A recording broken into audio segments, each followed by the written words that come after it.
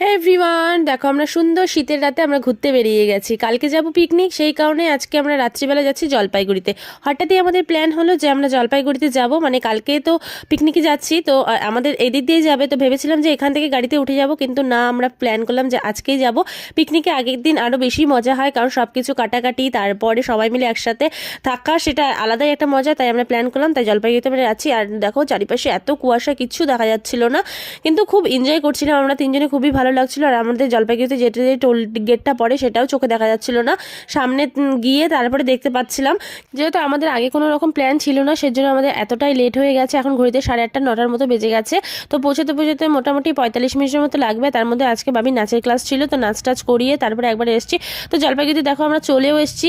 আর এত কুয়াশা, এত কুয়াশা, ক্যামেরায় কিন্তু সেরকম ধরা পড়ছে না, এক পাশ থেকে এক পাশ কিছুই দেখা যাচ্ছিল না। তো অনেকক্ষণ আগেও মাদের ঘরে টরে ঢুকে গেছি, তারপরে যেখানে পিকনিক হবে, যেখান থেকে যাবো সেখানে গেছিলাম। তো চলো আজকে